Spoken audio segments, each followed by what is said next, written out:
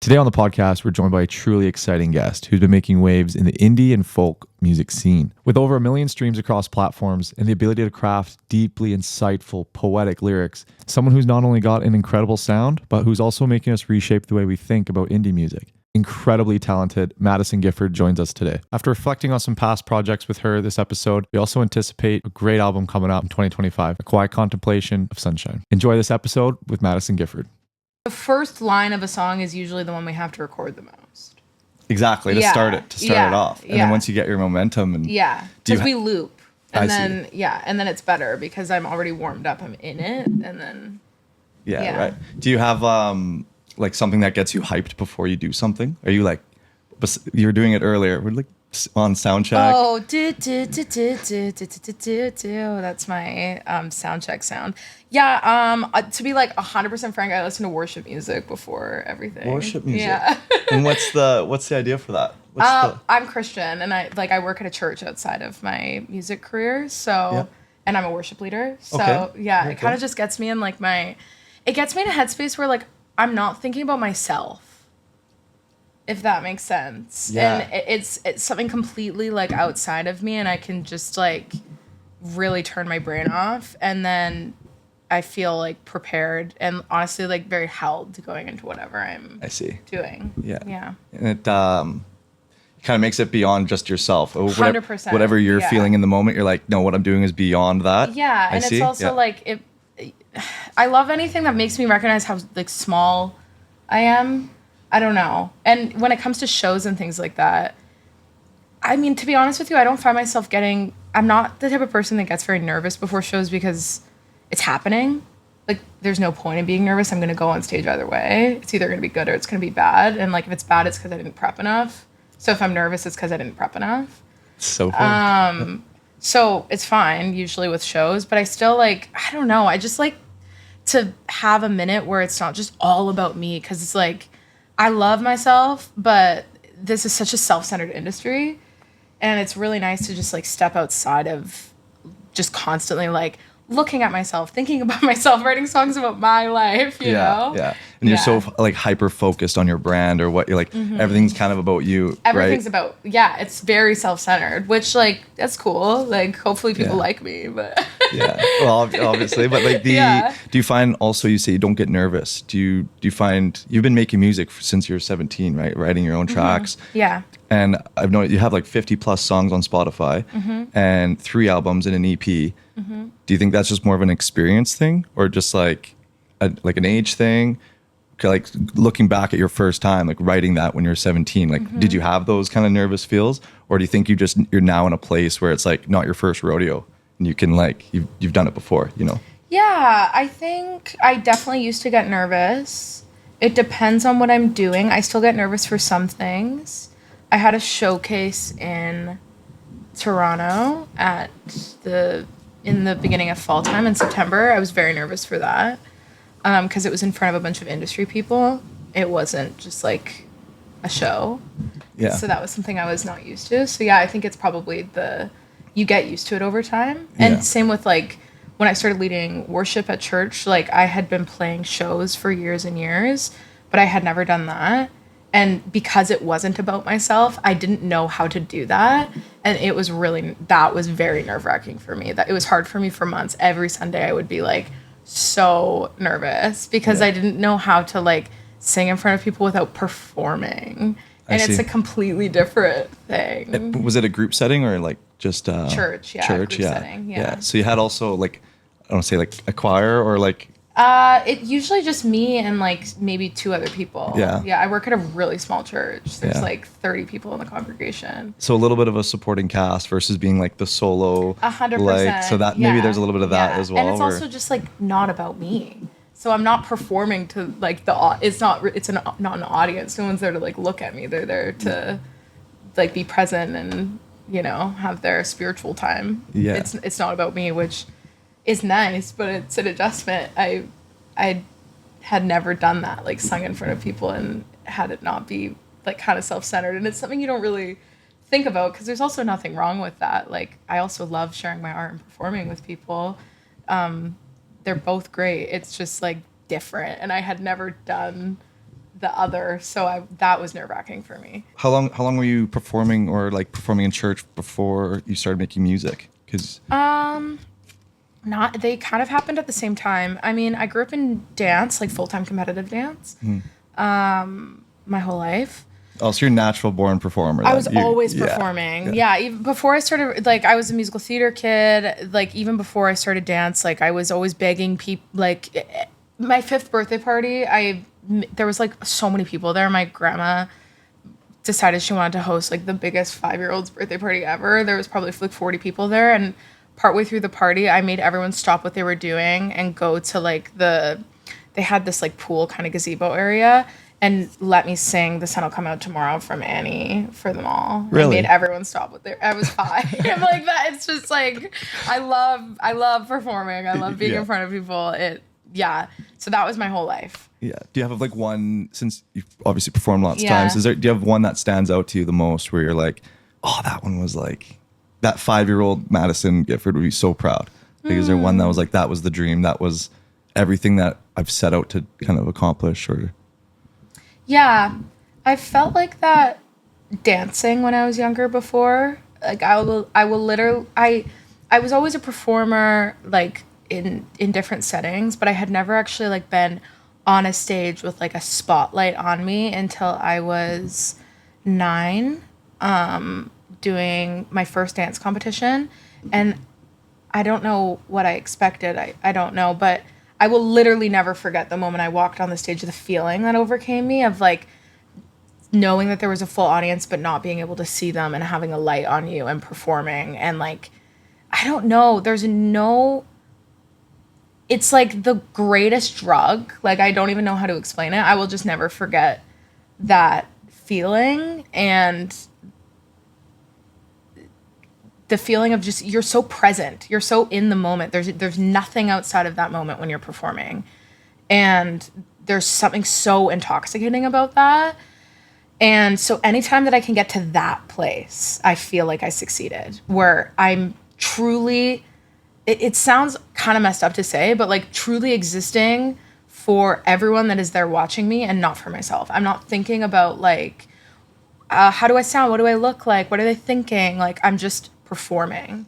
Anytime I can get to that spot when I'm on stage and performing, I know that I'm making that girl that when she first stepped on stage proud. And that I knew in that moment that I don't know what I wanted to do, but I knew I needed to be on stage. Yeah. Yeah. Sure. That's and in your music, like, do you make music more for yourself or for more like for other people for something to like resonate with other people?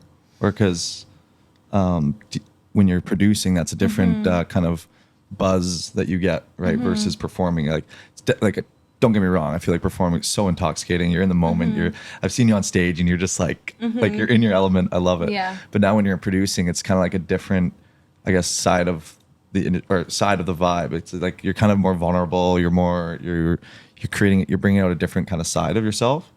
And where's that like kind of, where did that stem from, or inspo kind of get from? Yeah, they're definitely very different things. Writing it's so funny because performing is how I got into this field, like in general, like arts. I wanted to perform, I wanted to be on stage. But I kind of fell out of love with it for a while and only fell back in love with it quite recently within the last 6 months. And I think it's just because I felt like I really didn't know what I was doing when it came to like the tech side of things and like hiring a band and all of those different things. Like, it was just very foreign to me and new, and I didn't know how to do it, so I didn't like it. Yeah. But writing, that has always been my favorite part of this job. It's I'm not great at a lot. I'm good at a lot. I'm not great at a lot. But the one thing that I can confidently say that I think I'm really, really good at or excellent at even is writing. I love it. I love words. I was an only child. I was obsessed with books as a kid. I didn't really have a lot of friends. I was always writing stories and poetry, and there's nothing that is as exciting to me as being able to put a pin in a feeling that I've always had but never been able to express with words, and being able to like take what I'm experiencing and create something where I feel like I can kind of hold it in my hands and inspect it and understand it the way that I can with songwriting. So yeah, the songwriting, it's very different. And when I write, it depends on the song. Every song has its own little life, but sometimes it's for me fully. And it takes 10 minutes to write the song, and it's literally like I feel like I can't even take credit for it because it feels like it writes itself. Yeah. Or it's a completely different process. Sometimes songs take months to write, or ideas that I've been sitting on for years and years and just never really had the right vessel for, or whatever. Or sometimes I'll just have an idea, or one of my friends will say something, or like for Shaughnessy, one of my songs that has resonated with a lot of people. I wrote it for my best friend Shaughnessy. And I wasn't even actually intending to release it. It was literally just for her. So yeah, it just depends on the song. Yeah, that's cool. Yeah. And the reason why I ask is because you do have a way with your words, and specifically how you like articulate emotion to like a melody. Because it's like your work is art, and like to properly, and for Shaughnessy on that project in particular, like that you can feel the love, you can feel the friendship, the bond, and like and not everybody has that in their life with their, like they don't have, not everybody has a friendship like that. Yeah. And for the people that do know what you're talking about, you're not just saying words, if that makes sense. At least to me, like I don't really hear the lyrics. I hear more of the emotion behind that. If that makes sense. I obviously do hear the lyrics, but I'm saying like I'm more like wrapped up in like, and I think to turn that into a melody is just like something that not every artist is able to do, or at least they strive to do, and you're doing a phenomenal job at that. I really appreciate that. Thank you. I try. No, you do very well. And I wanted to ask on a couple projects, like Executioner and Nice Guys. Those are two projects. Executioner and Nice Guys are starting strong. Okay. Well, why? It's just like the most depressing song. Okay, well, maybe we could go. I don't mind. No, like, please listen to my. Hi, Jonathan. This is my label head, Jonathan. Hey, Jonathan. We're filming a podcast. Oh, I'm interrupting. You're all right. Well, you're fine. I love him. He's with the label, or he's the label head. Label head, yeah, nice. He owns this place. Oh, okay. Jonathan, if you're watching, Jonathan, thanks for having us. I love Jonathan Simkin. Yeah, I really do. So actually, diving deep, Executioner and Nice Guys. I feel like those were just two tracks that, that especially stood out to me on going back to that articulation of emotion and stuff. And do you mind just like maybe one of the two, whichever one comes to mind first, which one has like the creative process for those ones? What's the... Yeah, they were both really different creative processes, but both similar kind of to what I was saying, where they're those sorts of songs that write themselves. Nice Guys I wrote when I was living in Hawaii. I had been seeing a guy for most of the time that I was there. And then we were supposed to see each other this one night. I had gotten all dressed up, and he pretty much stood me up. And that was where that came from. Afterwards, I was just annoyed and upset, and I went to go get sushi at Foodland with my friends and bring my guitar over to the hostel backpackers that was like a 10-minute walk from my house, because I used to just play for people there all the time. Very cool. And then I realized that I had forgotten my wallet once we got to the Foodland. Well, you're ready for a date, so you didn't bring the wallet, right? So you're like... No. Yeah, oh, yeah. Maybe. It's fine. He was a software engineer. He's fine. Okay. He would like work on our dates. You know what? You can pay for dinner. Is that that's a red flag, It's definitely a red flag, but like, what are you talking about? It's not a red flag. Yeah, it's totally a red flag. It's fine. I was living in Hawaii. I wasn't really like thinking about anything. That's fair. He was fine though. Nice guy. Yeah. Said all the right things, right? In the... Yeah, for sure. For sure. Anyway, I'm at Foodland, realized I don't have my wallet, and I'm like, my keys are attached to my wallet. I have to use my keys to get out of the front gate. So I don't know where my keys are. They're probably on the side of Kam Highway, because you have to walk on Kamehameha Highway to get anywhere pretty much in Pupukea. So I was like, okay, guys, sorry, I have to leave. I can't go to Backpackers with you. I lug my guitar the 5-minute walk back to my place and I see my keys like dangling from the gate door, just like literally on the side of the highway. I'm like, anyone could have broken into my landlord's house. This is horrible. She's like the sweetest older woman. Like, what am I doing? I'm such an idiot. So I'm like in a bad mood. I'm feeling beat down on myself. I go into my room. I'm like so over it. And then I picked up my guitar and came up with the do do do do do do do do do do. And the first thought was getting all dressed up just to cry in bed. Can you spell humiliating? Because it just was like very on the nose. And the whole song I wrote in probably, like 5 minutes. It was one of those songs that just felt like it kind of wrote itself in the moment. And then it did like in your top 5. Yeah, that was random. It's an interlude. Right. Like I was not, but it was one of my favorites. I knew I wanted it to be short. I wrote it and I was like, I just don't think anything else needs to be said. Like this is the song. Yeah. And it starts actually with the iPhone voice memo from when I had written it. I was literally sitting in bed. So the first half of the song is me actively having gotten all dressed up just to cry in bed. Yeah. Which is kind of a fun little tidbit. And then, people really liked it, which is awesome. Is that frustrating? Like where you have a project where you're like you got everybody on board here in the studio, like your producers, like everyone's here and you're pulling your hair out. Like, I can't just get it right. And then you spend in all this time and it doesn't really like pay off. And then you write like a 3-minute or 2-minute interlude and like it writes itself, like you said. How's that like? How do you make it? How do you balance that? Like, giving up on a project and stuff, like just writing itself, you know?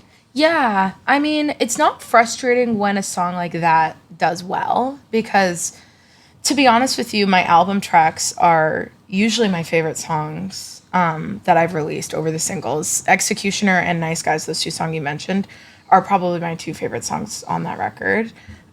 So I was really like happy when you said that.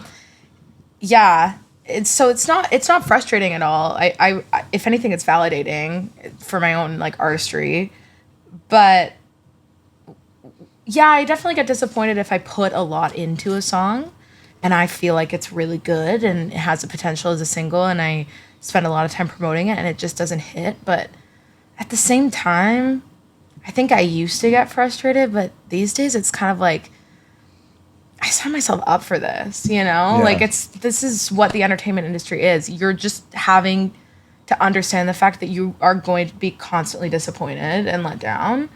And then sometimes you're going to be really excited and it's going to be awesome. And then you're going to be let down again. And that's just the way it works. So once I kind of accepted that, it's not really about the reception. It's more about like, am I genuinely proud of this work? And do I feel like I'm adding something to the world? Do I feel like I'm actually saying something that is important here? And if I do feel that way, then I always feel good about what I put out.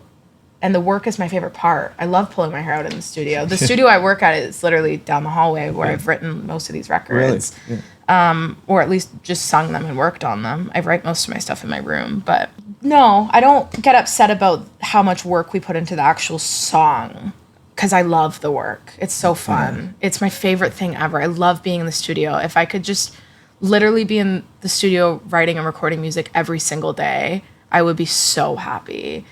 But the promotion and stuff, that's work. Like, that's hard work. Yeah. So, yeah, sometimes it can be a little disappointing if a song doesn't do well, inevitably, because you care. I like them.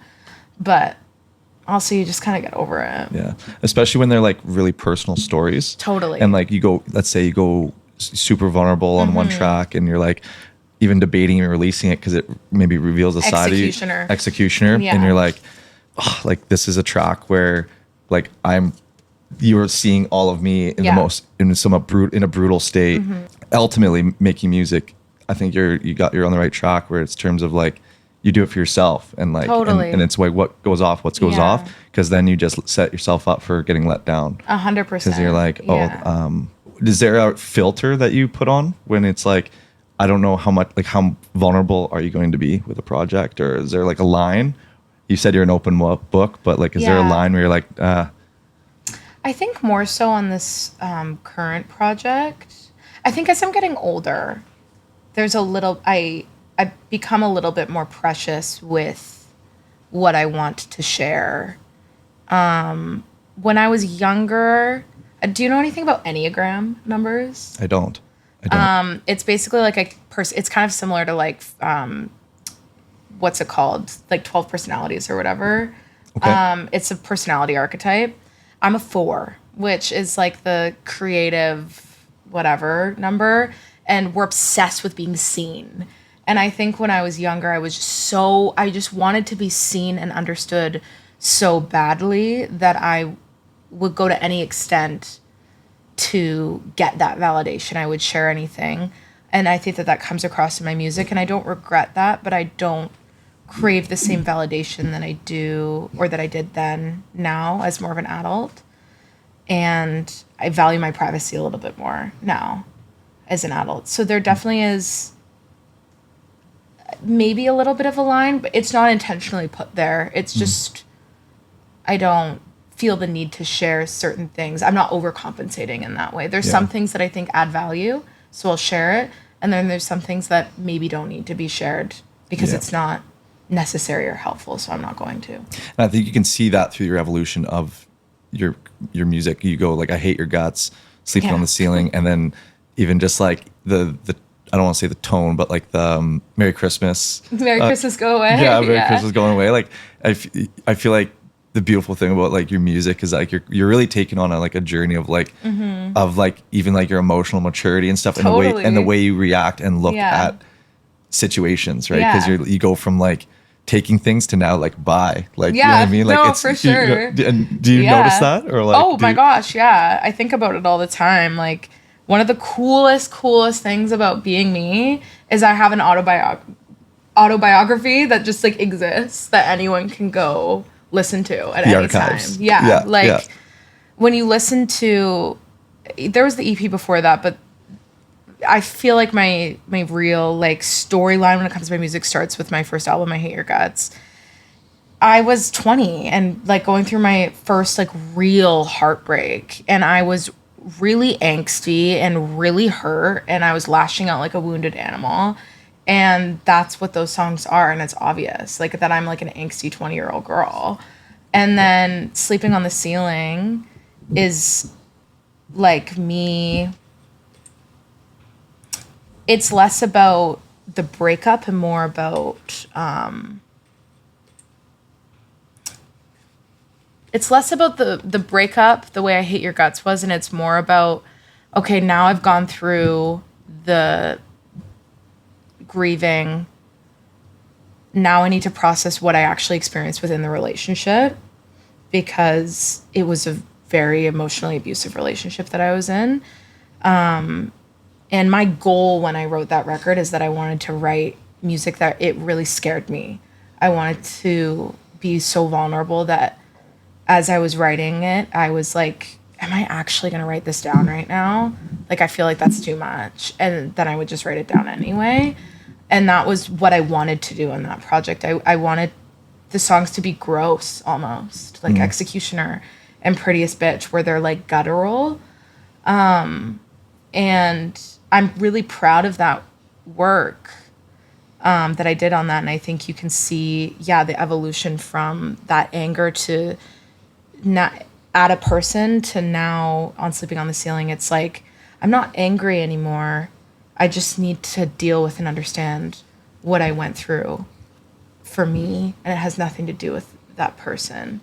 And then I end that record with We'll Sleep Fine, which is a song about me and my friends living in Hawaii together, my best friends. And we were all going through different heartbreaks. We were all going through different things. But at the end of the day, like, I was sharing a bed with my friend Cam the whole time. And we would say every night almost, like, I'm just so content. Like, it's so nice going to bed just so content. And it wasn't about any of the negative outside things going on in our life. It was just, we felt really, really good day to day. And I think that that feeds really perfectly into my next record, because that's kind of what the whole album is about. It's like choosing, no matter what you're experiencing, to see life through a positive lens. I just finished a record. It's coming out in April, most likely. Okay. And it's called A Quiet Contemplation of Sunshine. I wanted to make it as long and pretentious as a title as possible. And Love it. yeah, I grew up reading Anne of Green Gables, so I'm very overdramatic. And I'm an only child, so it's just the way she goes, theater kid. But the whole point of that album was like in all of my past records, in I Hate Your Guts and in Sleeping on the Ceiling, both of those records are me walking away from them thinking like, that's it, I'm healed, I did it, you know? The beginning or the end of I Hate Your Guts ends with a door closing, and it's the end of my song Foreclosure, and it, in my mind, symbolically, it was like, okay, I'm shutting the door on this. And then literally as soon as I finished that record, or even before I finished it, I had already started writing the next one, and I wasn't done yet. But in a different way, kind of like I just explained. And the beginning of Sleeping on the Ceiling starts with a door opening, because I'm like, and in the first song, it's, well, okay, I'm going to explain this. It's kind of a long explanation, but you said you like tangents. Yeah, go for it. Go on a tangent. In my first EP, I have a song called Shapes and Shadows. That's about the person who my first like real serious relationship was. And then I start I Hate Your Guts with a song called I Hate Your Guts. And the first line in it is, couldn't make out any shapes because the shadows robbed us blind, but hey, at least we tried. And then I go through the record, and in Foreclosure, the last line of the song and the last line of the record is, you're the highest ceiling that I've known, still haven't broke. Oh, no. Sorry. Pause. Sleeping on the Ceiling. Foreclosure. Sorry. Pinky sore. You can cut this. No, you're fine. Come around here. We'll throw this in the bloopers. We'll put literally. Why can't I forget the last line of that freaking song? It's like one of my favorite songs. K1. The last line of Foreclosure.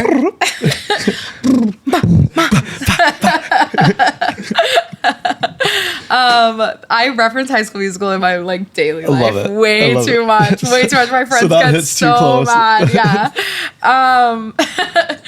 What's it called? Okay, last line of Foreclosure, which is the last song on I Hate Your Guts.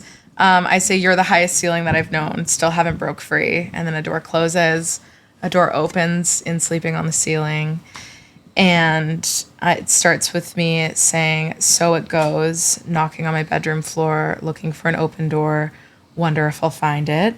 And then I say that I'm sleeping on the ceiling. So it's like, you're the highest ceiling I know, I still haven't broke free. And I'm willingly just sitting here because I still think I'm not done with this. And that's what that record was for me. It was me letting myself sleep on that ceiling and not break through it yet, because I knew that I still had healing to do. And I ended that record again being like, okay, I'm done, I'm healed, you know?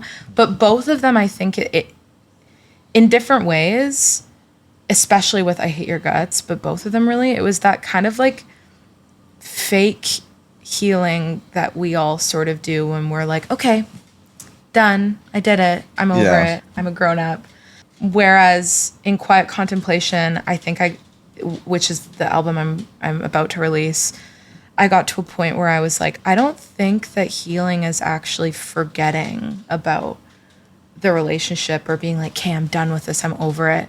I think that healing is actually still being able to actively think about those things, but it not hurt, and be able to actually instead just look at it through a positive lens. Yeah, I agree. So that was what I did on this upcoming record. Is there's songs like Fast One on it, which is a song that's already come out, that's a breakup song. And that's about a different person, but I still explore like hurt feelings on it because I experienced hurt feelings in my life as I was writing the record. But the entirety of the album is me kind of compiling every romantic relationship I've had and choosing to look at them through a positive lens in the background of my life and reframing. Mm-hmm. And that's what in the first song, it's called A Quiet Contemplation of Sunshine. I say quietly, I've been learning to contemplate sunshine because I don't think that like big, loud, obnoxious happiness is truly joy or happiness a lot of the time. I think it's actually just like being quietly content in your life and being okay and good, you know, despite circumstances, despite anything, just being good. And I felt like I was finally in that place, and I wanted to explore that, because I think as artists, we can often think that we can't make art unless we're hurting. But I just think that that's a bit of a cop-out. Or unless we're experiencing crazy jubilance. Again, I think that's a bit of a cop-out. I wanted to... Or do you think it's because very few people reach that state of healing where they don't actually, they see, as you were saying, they see healing as like I'm healed, I'm good, I don't need any more, you know, Band-Aid off kind of moment, you know what I mean? So yeah, I think it's a lot of things, because I do think a lot of people do that, and I think a lot of the time it's out of ego. Like, it takes shrinking your ego and your pride a decent amount. I mean, I still have an ego. I still have pride. I'm human, but I definitely had to shrink it a little bit in order to be able to like write songs like Glad You Got Away about a guy that I didn't even date when I was like 17. was he a made up boyfriend? No, he's a real person. Oh, he's a real person. Yeah, we just didn't like actually date. We were just like little situationship. Yeah. And like it was like we'd known each other for like half of our lives, so it felt a lot more serious than it was, if that makes sense, because there was a lot of like build up to it, which I think is why and also it was my first like real romantic experience, so it had a lot of impact on me.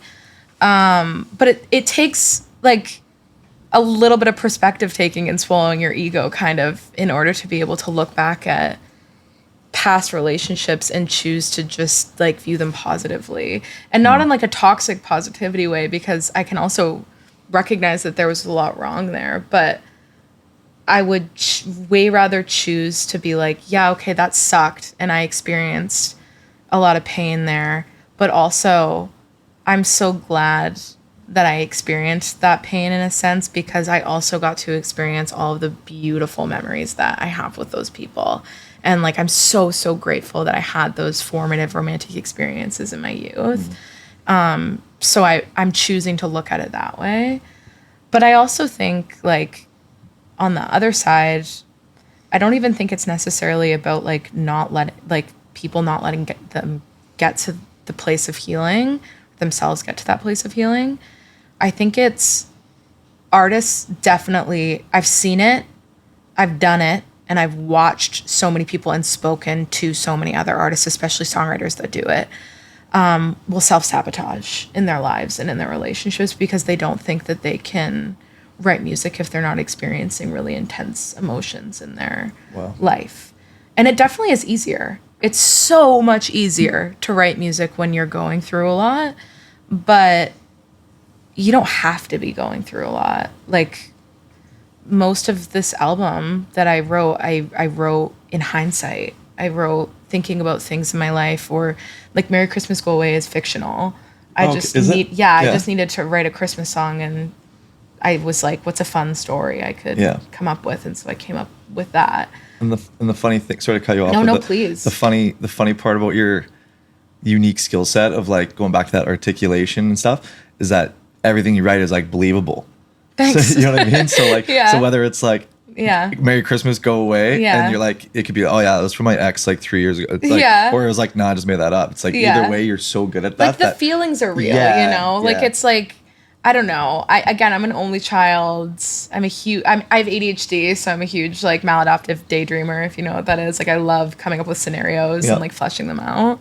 I also dated a narcissist for 2 years, so I'm really good at like preparing myself with fake scenarios of like what would happen if they showed up at my doorstep. I see. Like how would I deal with that? Yeah. If you go through every possible situation. Yeah, literally. Yeah. So I think that song actually, I had recently watched the show Tell Me Lies. I haven't seen that. Yeah. No, I haven't seen that one. It's literally porn, so I had to skip through a decent amount of it. But other than that, it's really good. And it's about a girl who goes into college and she starts dating a guy who's a narcissist, and basically the fallout of that and the way that the show kind of keeps him at the center, and it shows the ways that all of the people around him turn against everyone but him because of the lies that he spins. And the way he manages to kind of do that. And to me, because I've experienced a person similar, it was one of the best depictions of narcissism I've ever seen. But I walked away from it realizing that I've kind of spent the last 4 years of my life consistently waiting for the other shoe to drop and prepping myself for, like, if that person were to ever, like, get bored enough to try and weasel their way back in or whatever, and mentally, like, arming myself, I guess. And I think that song is kind of what that is. Like, it's not a real scenario, but it's like the Merry Christmas. It's a fake scenario that's me sort of mentally arming myself for what I would do, hopefully, if that did happen. Yeah. Yeah. Was that the song that was featured in Netflix, or what No. was it? Which one was? That's We Always Had Christmas. That's a song that I wrote, 4 years ago. Or I guess like almost 4 Christmases ago. At my kitchen counter. I had accidentally made 2 cups of tea instead of 1. And I was like, that's really depressing. We Always Had Christmas. So Yeah, it was like your thing to have tea. That actually, Yeah. oh my God. The first line is, your tea's getting cold because you're not here to drink it. Don't ask me why I made you a cup. That's so deep. Yeah. So, yeah, that's that song. It's a good song. It is a good song. No, yeah, thank you. I've heard it. It's a good one. What's that process like with if a song is going to be in Netflix? Like, how does that just happen? Is that support from the label, or what's that process like? They just like get sync proposals, I'm pretty sure, and then they'll pitch songs. So I think that they got a proposal for like a slow Christmas song for like a background scene or something. I don't know exactly what the proposal said, and my manager pitched it, and then they picked it up, and then I will just get like an email saying like, hey, will you approve this for... They thought it was a Hallmark movie. At the time, it was going to be called Love at Frost Sight. Okay. And then it ended up being a Netflix movie. So, yeah. Love it. So super cool. So kind of your manager getting an email saying, hey, Yeah. do you want your song in this? And Yeah. you kind of approve it or not. Yeah. And that's cool. Yeah. It's actually before they even filmed it, Oh, really? which is crazy. That is really crazy. Yeah, because I sent the approval in like the new year, like last year, and they filmed it in April. Oh, wow. Yeah.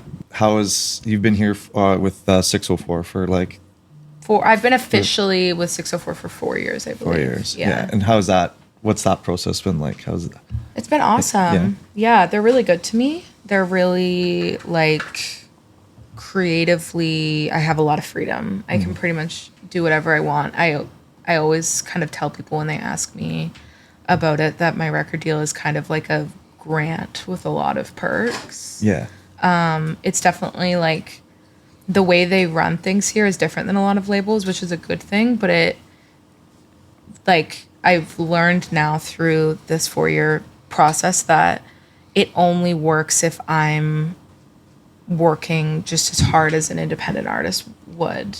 Like you can't get lazy because now you have the Exactly. support. It's like Yeah. you need to work. I still need to be working Yeah. just as hard because at the end of the day, it is my work and I have to champion for myself, because as much as I have an incredible team that works so hard for me, there's only so much they can work hard for me. I also have to do the work, and like if I really believe in what I'm doing, then I should be able to put all of myself behind it and like work really hard at making sure that it actually does something. How many gigs do you think you've played? Like Ever? Shows? Oh god. Include the church days. Oh gosh, that I have no idea. Because I was interning at, like I said, a really small church for a year, so I was their only worship leader every single Sunday for a full year, And then also like random little worship leading events and stuff too that I would do. So like if we're including that, girl, I have no idea. But is there, like gigs, yeah. I guess not like that many. Definitely under 100. I feel like I've really started actually playing gigs regularly only in the last few months because now I have a band. And I never did before. So it wasn't as accessible as it is now. I used to have to hire session musicians. Oh, yeah. And I usually end up in the minus. Yeah. And you're in the negative and you're like, so I'm like, what? I'm just a girl. Yeah, literally. Why am I doing this? Actually, this doesn't make any sense. Yeah. Do you have one like fan encounter where you're like, wow, that is like, I can't believe that happened? Like, do you have a one moment that stands out with either a fan or when you're on stage, that one that really sticks out? Yeah. Whether it be fun or accidental, embarrassing, or anything like that. Yeah. Like, most of them are online. Like when people who I have absolutely no connection with message me for like out of nowhere saying that a certain song of mine has really connected with them. Like I've had a few people reach out to me saying that they've lost people in their lives and that For Shaughnessy was a really important song for them in their healing.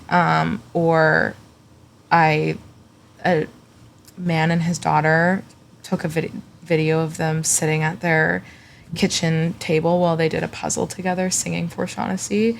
And you could tell it was a song that like they would listen to and sing together all the time. And it was a really special song between the two of them, which that song I wrote for my best friend after she had lost her dad. So that was like kind of a full circle moment. It was a really full circle and like crazy. I could actually get emotional like just talking about it. But it was that was really, really special. And my other favorite, other than that one, is when I was in, like that isn't online, is when I was in Portugal. I met these two girls at a hostel and we all played board games together through the night and it was very fun. And then I went to a different city the next day and one of them had followed me and messaged me on Instagram saying like, hey, I didn't want to say anything last night, but I recognized you as soon as you came in, and 21 is one of my favorite songs, and like I listen to it all the time. And so that was really cool because I was really like halfway across the world. Portugal too, like out of everything. Maybe so, if, and like, she was from Paris or New York or something. Oh, yeah. So it was just very like I never would have expected that, and it was really, really cool. Yeah. Like experiences like that are crazy. Especially like maybe Hawaii because like word gets around, right? Or like maybe like the UK because maybe label affiliations and whatnot, but like at a hostel in Portugal. Like so like, it was also like a random town in Portugal too, like not like a tourist. Not like Lisbon or where Porto or what was the... Well, I mean, I guess it is a tourist destination. It's just not like one of the typical ones. It's more of a surf destination. It's called Ericeras. Okay. There's a lot of surf camps there. It's like by Nazaré? Kind of? That's big. I hope you're not surfing Nazaré. That's I surfed like just outside of there. We weren't there during the big... Well, actually, no, we were, but we weren't where. The thing with Portugal, it's not the same as a lot of other waves because a lot of, like, Nazaré is massive, and then you drive 10 minutes, and there's, like, a really small beginner-friendly break, like, right there. Whereas in Hawaii, it's, like, you're surfing pipeline or you're driving half an hour to, like, I don't know. Where's the one in Haleiwa? Or what's it called? I always forget. There's two in Haleiwa. There's the turtle one in like the bay, and then there's Chans. Chans, okay. Yeah, that's like a beginner break that you can usually surf even when it's really big on like pipeline. But even then, a lot of the time you can't. It's still too big. Yeah. I don't like surfing more than 4 feet, so. That's still pretty big. Well, that's like I cap out. Like I'm like, and I'm still like I'm like on my board like okay. Do you draw like music inspiration from like the environment, or like have you made music? Maybe you're in like the wash. Maybe you're like in the barrel, or like do you ever say, oh, like I got to recreate that moment through music? Or well, I will clarify. I'm not a big surfer. Like I love to surf. I'm not good. It's just fun. Yeah. I'll let Shaughnessy do that. She's a surfer with the friendship, but I love it. And I definitely get, yeah, I'm always singing in my head when I'm on my surfboard. And I definitely get very inspired. Yeah, surfing. That's actually a really good question. I totally do. I feel like a lot of the stuff I wrote when I was in Hawaii, I started when I was on my surfboard. Yeah. I feel like, especially as Canadians, we have like this idea of like surfing being this like super chill, like, but then when you're caught on the inside and you're like trying to paddle out, totally. It's like life or death. It feels like sometimes it can get pretty turbulent. And I feel like surfing is one of those sports where once you get out the back, you can calm and chill and you can really actually like collect your thoughts. But then when you're like in the sauce, like you're in the moment and you gotta like, you're fighting for your life. So I figured there'd be at least a lot of creative inspiration of like, maybe you're in Hawaii and you look back and you're like, wow, I'm on an island. Like, totally. It's very tropical or something. Totally. And maybe you're thinking, oh, if you're singing, you're like, oh, I'm gonna bring in like a ukulele on my next track or something. Totally.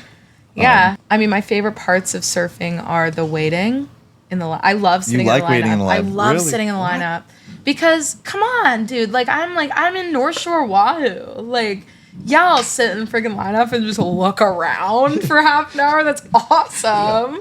Especially in between sets or whatever. And then like vice versa, my other favorite part about surfing isn't even riding waves, it's getting washing machined.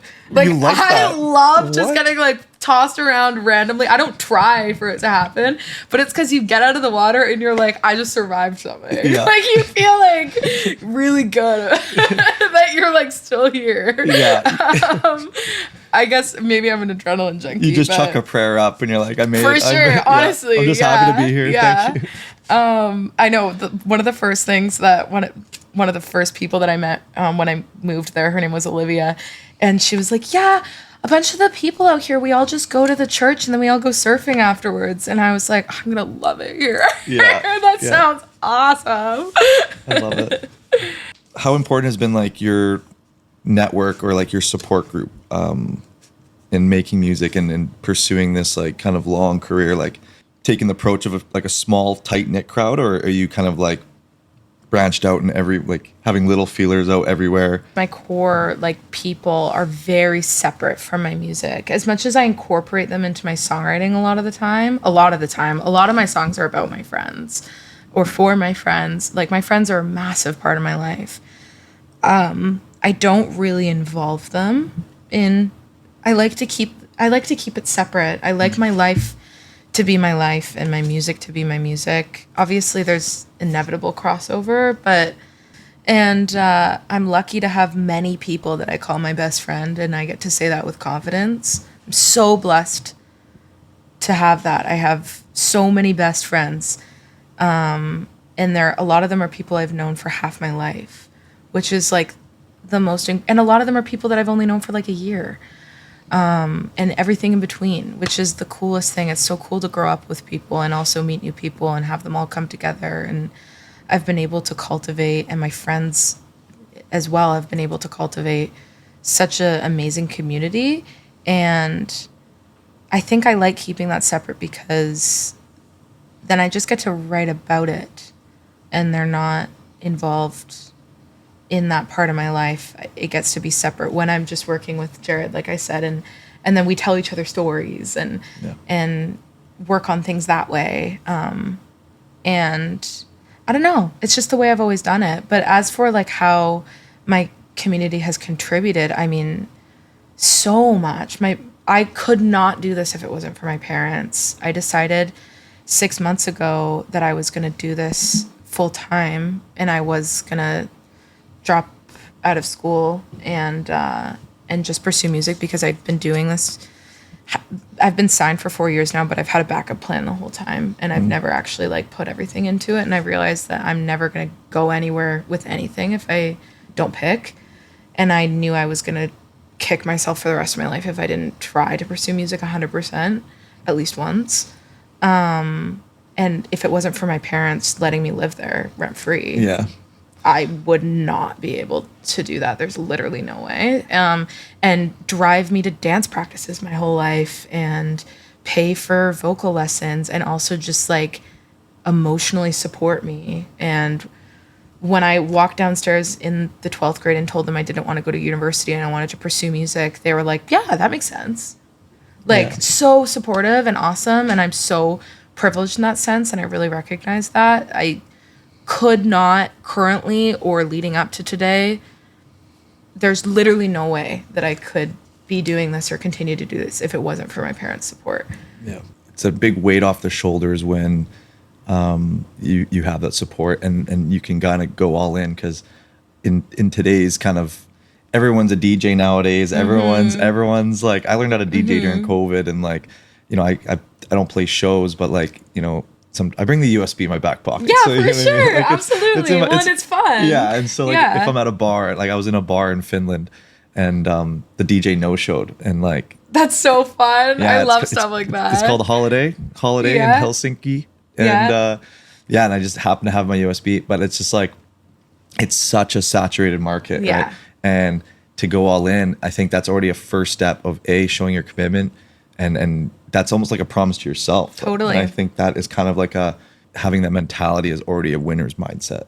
It's good that you did that, because to go half in, it's not. Yeah, 100%. You need to like what you were kind of saying. It's like, if you're not all in, and the truth is I wasn't all in before because I didn't fully believe in myself.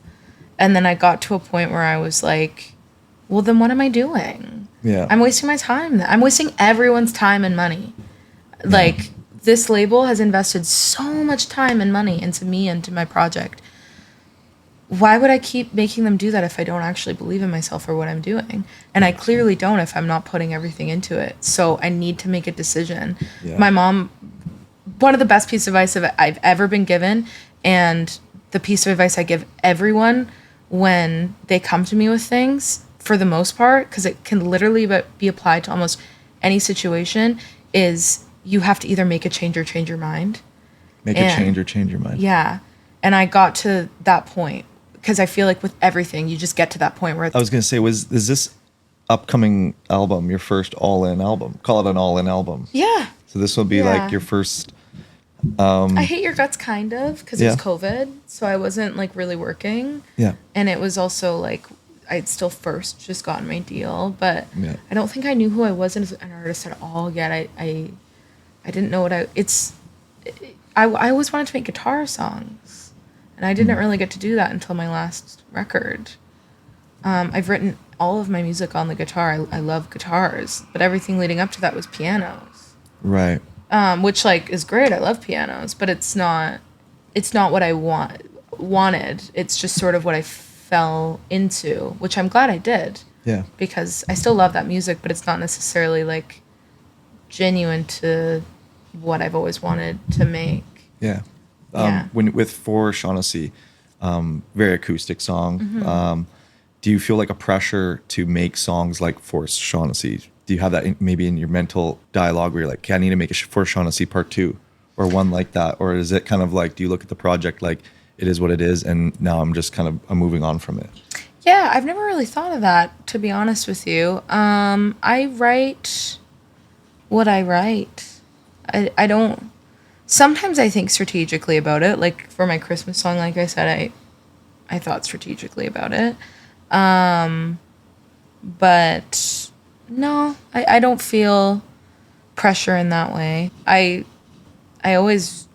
My friends inevitably end up getting wrapped up in my songwriting just because they're such huge parts of my life and I love them so much. But I mean, I don't want Shaughnessy to lose another parent. So yeah, that's totally fair.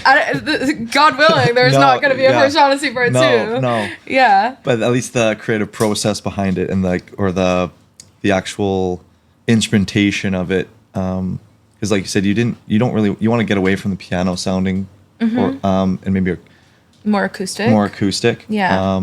And that can kind of come with its own like kind of challenges as well, because people know you by your sound, know the piano sound, or Sleeping on the Ceiling. They maybe was more piano, little guitar. Sleeping on the Ceiling is definitely more a guitar record. There's some piano on it, but there's much more guitar than any other like lead instrument. I Hate Your Guts is almost fully a piano Okay. record, or just like produced record. It's very pop, which I love. And I wanted to make pop music. I went into I Hate Your Guts in a really angsty, F the world, I hate men stage of my life. And I think that that's exactly what the music Reflects. sounds like. Yeah, for sure. Which also, like, I'll give credit to my 20-year-old self where credit is due. Like, the first song, even, I Hate Your Guts, the hook of it is when you hear me sing these songs about how much I hate your guts, please don't go forgetting that I love you just as much. And, like, Let You Go, for example. It's so Thank deep. you. That's so deep. Thank you. And that was how I felt at the time.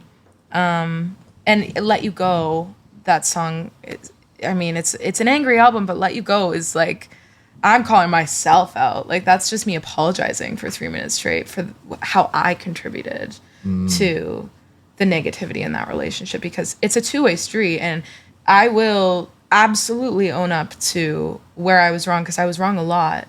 And that's what Executioner is as well. It's, you can tell everyone that I suck and I was the worst, because I did suck and I was the worst sometimes, but don't forget to tell them why I acted that way. Because it was your actions that got me to that place. Don't forget to leave all that stuff out. So, I don't know. I guess I try to always look at the two sides of the coin. I never want to call someone out without also recognizing how I contributed. Right. It's kind of like a self-reflection, but also there's merit behind my actions. Like I was acting that way because of but it's important to paint the full picture as well. 100%. Yeah. On that note, Joel, I brought you something just as a thank you. You brought me something? Because you're the first on the Audiation Station podcast. No way! And I am so appreciative of... This is so kind. I hope you like champagne. I do. I love champagne. That is so kind. Because I appreciate you Thank kind you. of going out on a little bit of a whim and a limb Yeah. and going off a DM, and it's the whole process has been really effortless. And I don't know if you can tell, but I love to talk. So I was happy. Part 2 in April, we'll get your Yeah, second. sure. We'll get I would love to do Yeah. a little album overview. Yeah, we'll do a little album review. Yeah. But no, thank you, Madisyn Gifford. Thanks for having me. And it has been such a pleasure talking to you. Yeah, it's been a pleasure oversharing and talking about myself. I love talking about myself. All right. Peace. Bye.